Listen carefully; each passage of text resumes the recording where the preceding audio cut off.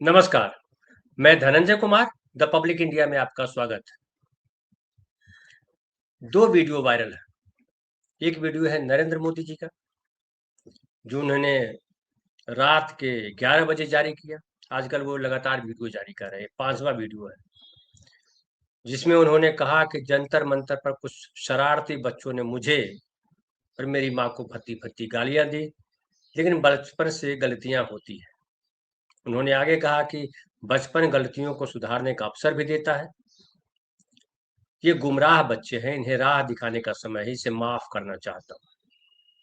प्रधानमंत्री ने तो माफ़ी की घोषणा कर दी कि इन बच्चों को माफ़ कर दिया। लेकिन जिस लड़की की बड़ी चर्चा है, जो वायरल हुई है, रुचिका सिंह का एक वीडियो आया है। बता रही है कि मैं 15 साल की लड़की हूँ, पर मैं वहाँ गई हुई थी, लोग वहाँ गालियाँ दे रहे थे, लोग बोल रहे थे, तो मैंने भी बोल दिया। लेकिन ये जो मुझसे गलती हुई है, ये आखिरी गलती है, अब मैं गलती ना करूँगी, मुझे माफ़ कर दिया जाए। और जिस तरह से वो हाथ जोड़े बोल रही है, ज़ाहिर है उसको धमकाया गया है, उसके परिवार के लोगों को धमकाया गया होगा। पुलिस ने धमकाया होगा, चूँकि एफआईआर किया गया उसके खिलाफ। हिंदू संस्था के नाम पर या हिंदू रक्षा के नाम पर जो गुंडे निकल पड़े हैं पिछले 12-15 सालों में, वो भी गाली दे रहे होंगे, धमकियाँ दे रहे होंगे। रुचिका सिंह का वीडियो वायरल है और मोदी जी का वीडियो वायरल है। नरेंद्र मोदी कह रहे हैं हमने माफ़ कर दिया, रुचिका सिंह कह रही है कि हम माफ़ी माँगते हैं, लेकिन वीडियो वायरल है। और लोग प्रधानमंत्री से सवाल कर रहे हैं। रुचिका सिंह को जो लोग कुसंस्कारी और क्या-क्या बता रहे हैं, प्रधानमंत्री को भी चिंता हो रही है कि गाली दी जा रही है। गाली हमारे जीवन में आम है, घर से लेकर के स्कूल कॉलेज तक और स्कूल कॉलेज से लेकर के थाने, अदालतों तक गालियाँ चल रही हैं, संसद में गालियाँ दी जा रही हैं। प्रधानमंत्री खुद कई बार गाली दे चुके हैं और पर्दे की लाइफ में यानी ऑन स्क्रीन गाली दे चुके हैं। पर्दे के पीछे तो सब गाली देते हैं, मैं भी गाली देता हूँ पर्दे के पीछे। कोई नहीं देता है तो बहुत महान व्यक्ति होगा वो जो गाली नहीं देता होगा। मैं मानता हूँ गालियाँ जो है अभिव्यक्ति है और ये भी अभिव्यक्ति का एक तरीका है और गोली मारने से किसी को डंडा मारने से, किसी को फिजिकली नुकसान पहुँचाने से बेहतर है कि गाली देकर के चुप रहा जाए। गाली गुस्सा देने का प्रतीक है। जब हम गुस्सा होते हैं, जब हम झुंझला जाते हैं, जब हम चिढ़ जाते हैं, जब हमारे पास कोई रास्ता नहीं बचता है, तो सभ्य आदमी भी गाली देता है।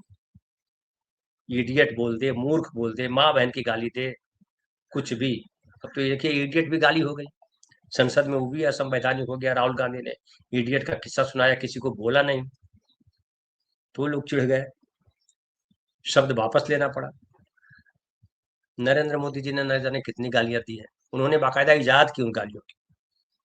रुचिका शर्मा ने या रुचिका सिंह ने या और जिसने लोगों ने गालियां दी जंतर मंतर पर नरेंद्र मोदी जी को, उन्होंने गालियों का इजाद नहीं किया है। मैं नहीं मानता हूँ बहुत क्रिएटिव लोग हैं, वो गाली उन्होंने शोध की या गाली खोजी या गाली रची, ऐसा नहीं है। लेकिन नरेंद्र मोदी ने खुद गाली रची। याद कीजिए, 50 करोड़ की गर्लफ्रेंड, याद कीजिए कांग्रेस की विधवा, याद कीजिए हाइब्रिड बछड़ा, याद कीजिए जर्सी गाय, ये सब क्या है? शूर्पणखा संसद में बोला था, वो सब याद कर लीजिए। दरोगा जी जो है वो तो सरेआम गालियां देते हैं, उनको तो गाली की ही ट्रेनिंग दी जाती है कि आप जब तक गाली नहीं दोगे दरोगाई कैसे होगी। हम तो जानते हैं कि एसपी के दफ्तर में जो मीटिंग होती है दरोगाओं की, वहां भी गालियों से बात होती है। बड़े बड़े अफसर गाली देते हैं, वकील गाली देते हैं, जज गाली देते हैं। गाली तो हमारे आम जीवन में है, स्कूल कॉलेज में गालियां दी जाती है, सड़कों पर गाली दी जाती है। वो लड़की जो गाली दी है वो हर जगह दी जाती है गाली, दिल्ली में जाकर देखिए उस गाली को। लेकिन उस लड़की को टारगेट बनाया जा रहा है और टारगेट इसलिए नहीं बनाया जा रहा है कि उसने गाली दी। अगर गाली देना प्रधानमंत्री जी को नागवार गुजरता तो उनका आईटी सेल जो गालियों से ही बात करता है उसको रोकते। जो सड़क पर हिंदू धर्म के नाम पर जो गुंडे निकलते हैं और गालियां देते हैं, वो भी गाली बड़ा फेमस हुआ था, देखा होगा आपने। 2 बच्चों को उसने सत्यम पंडित नाम के एक कथित हिंदूवादी नेता ने जो है घेर लिया और गाली गलौज की। प्रधानमंत्री ने किसी पे कुछ नहीं बोला। जंतर मंतर पर जो लाठीचार्ज हुआ उसमें सिपाही जी ने, दरोगा जी ने गालियां भी दी, लाठी भी चलाई, पैलेट गन भी चलाया, लेकिन प्रधानमंत्री उस पर कुछ नहीं बोले। कई साथी बताते हैं कि प्रधानमंत्री ऐसे कई लोगों के फॉलोअर है, फॉलो करते हैं कई लोगों को ट्विटर पे, इंस्टाग्राम पे, जो गालीबाज है, जिनके गाली में देने में जो सिद्धहस्त, जो राहुल गांधी को गाली देते हैं, सोनिया गांधी को गाली देते हैं, नेहरू को गाली देते हैं, हम जैसे लोगों को गालियां देते हैं, लिबरांडो और क्या क्या गाली। आप चैनल पे देखिए, यूट्यूब हो या कोई कहीं और हो, कुछ भी सोशल मीडिया पे आए, देखिए गालियों की बौछार होती है। संजय सिंह का एक वीडियो देख रहा हूँ, वो कह रहे हैं कि प्रधानमंत्री जी मेरा फोन रख लीजिए कुछ समय के लिए, आप देखिए मुझे कितनी गालियां दी जा रही है, माँ बहन की गालियां दी जा रही है। राणा अयूब, अगर याद हो आपको, बड़ी फेमस जर्नलिस्ट रही, उन्होंने गुजरात के दंगों पर किताब लिखी, उनके साथ क्या क्या हुआ। उनका तो बाकायदा जो है मैफिंग करके वीडियो बना दिया गया, सेक्स वीडियो बना दिया गया, सोशल मीडिया पे उनके नंबर डाल दिए गए, उनको लगातार फोन आते रहे, आई एम अवेलेबल करके लिख दिया गया। ऐसे कई लड़कियों के साथ हुआ, कई पत्रकारों के साथ हुआ, महिला पत्रकारों के साथ। प्रधानमंत्री जी को कभी दुख नहीं हुआ, कभी प्रधानमंत्री ने नहीं कहा कि ये गाली देने वाले जो पीढ़ी है, वो कुसंस्कारी पीढ़ी हमारी देख रेख में आगे बढ़ रही है। जब कोई लड़की गाली देती है प्रधानमंत्री को तो कुसंस्कारी हो जाती है वो लड़की, वो लड़की जो है दुष्चरित्र हो जाती है। प्रधानमंत्री की माँ को गाली देते हैं लोग तो बड़ी दुखी हो जाते हैं प्रधानमंत्री, लेकिन बाकी हम सब की माँ बहनें जो है वो इंसान नहीं है। हमारी माँ को गाली दीजिए, हम मुस्कुराए, हम एक रिपोर्ट भी दर्ज नहीं करा सकते। लेकिन प्रधानमंत्री ने कहा माफ कर देते हैं, माफ करते हैं, लेकिन उन तमाम बच्चों के खिलाफ एफआईआर दर्ज की गई, उनके खिलाफ मुकदमा है, उनको अरेस्ट भी किया जा सकता है, उनके परिवार के लोगों को जमानत लेनी होगी, जमानत भी ले लेंगे। लेकिन जो खुलेआम गालियां दे रहे हैं उस लड़की को या और किसी को, उसका क्या? जिस तरह से लड़की रुचिका से माफी मंगवाई गई है, क्या वो लड़की जो है अपने, जहां अगर पढ़ाई करती होगी, मुझे नहीं पता क्या करती है वो लड़की, लेकिन ऐसा देखने से लगता है कि ठीक ठाक घर की लड़की है। क्या अपने दोस्तों के बीच, रिश्तेदारों के बीच वो स्वाभिमान के साथ चल सकेगी? जिस तरीके से उसे ह्यूमिलिएट किया गया, क्या उसका साहस जो है वो लौटेगा वापस, उसका स्वाभिमान वापस लौटेगा? लेकिन नरेंद्र मोदी को इन सब की चिंता नहीं। नरेंद्र मोदी को अपनी चिंता नहीं, अपने पद की चिंता नहीं। जिस पद पे बैठे हैं वो हिंदुस्तान का श्रेष्ठ पद है, प्रधानमंत्री का पद।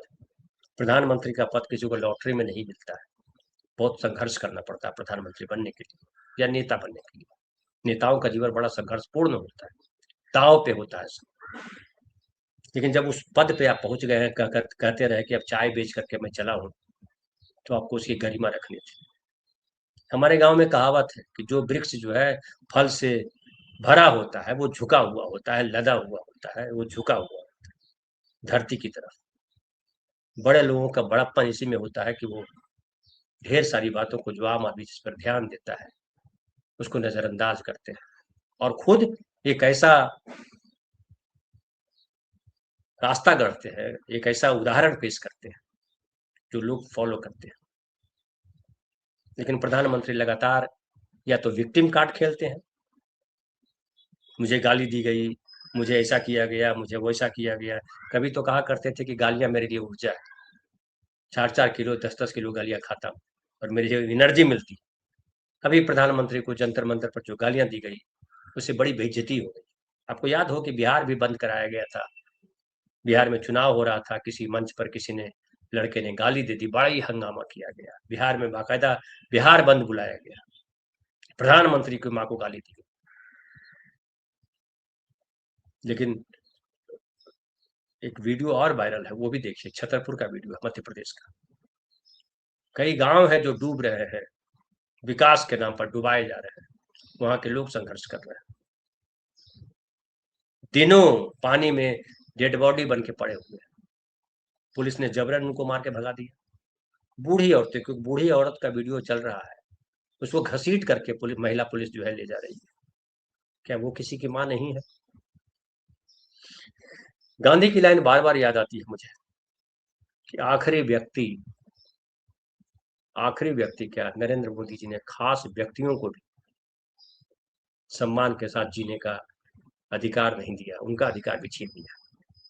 संसद में नहीं बोलने आएंगे, संसद का अपमान किया नरेंद्र मोदी जी ने। लेकिन वो पाठ पढ़ाया जा रहा है कि संसद परिसर में राम का अपमान हुआ। अरे कब तक झूठ बोलते रहोगे आप लोग? राम का अपमान तो आपने किया चढ़ावा चोरी करके।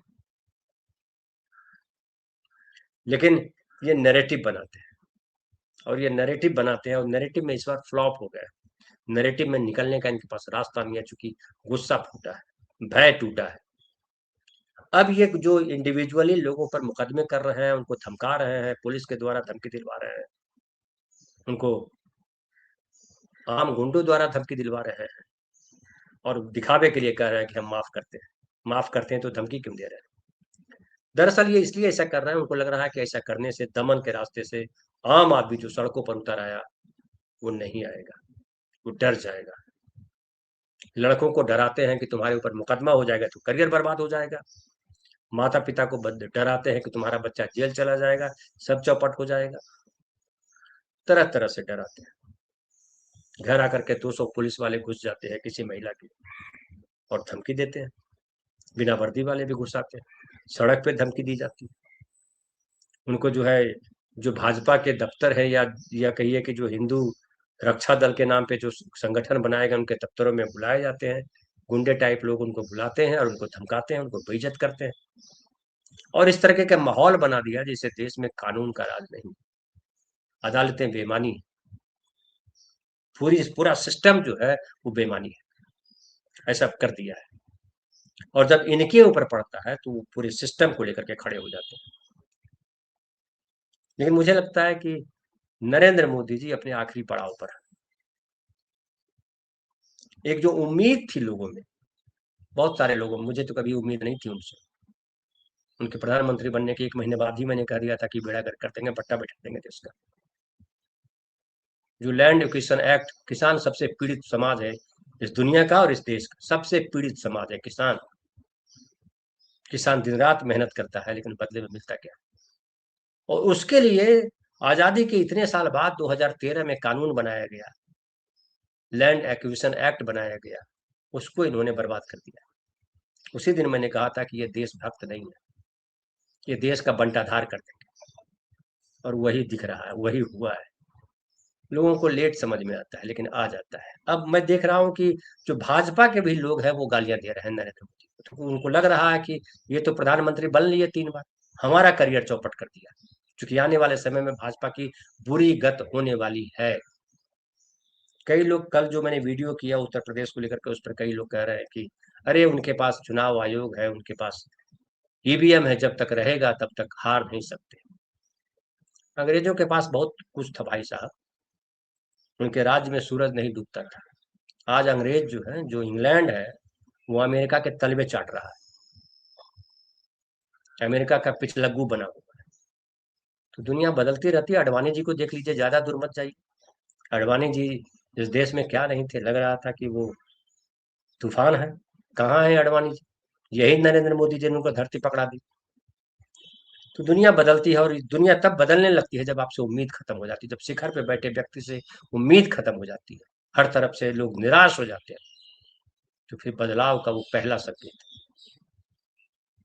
और जिनको लग रहा है कि ईवीएम से और चुनाव आयोग के दम पर, या पैसे के दम पर, या डरा करके धमका करके चुनाव जीत लेंगे, सत्ता पे बैठ जाएंगे, बड़ी खुशफहमी में जमीन खिसक जाती है, पता नहीं चलता है। और तानाशाहों के साथ अक्सर ये होता है। तो ये जो हो रहा है, ये जो चल रहा है, वो सिर्फ इसलिए चल रहा है कि और डरा दिया जाए। लेकिन हालांकि हकीकत ये है कि ये लोग खुद डरे हुए हैं, संसद नहीं आ पा रहे हैं, राहुल गांधी का सामना नहीं कर पा रहे हैं, विपक्ष का सामना नहीं कर पा रहे हैं। नरेंद्र मोदी आ रहे हैं संसद के भीतर। बता रहे थे हमारे कल साथी कि वो संसद आते हैं, संसद उनका अपना जो कक्ष है उसमें बैठ के टीवी देखते हैं, लेकिन बहस में शामिल नहीं होते, और इंस्टाग्राम पे वीडियो शेयर करके बताते हैं। अरे जो बोलना है संसद में बोलिए, मुझे बड़ा मंच मिलेगा उसको छोड़ करके मैं छोटे मंच पे आऊंगा। लेकिन नरेंद्र मोदी जी ऐसा कर रहे हैं।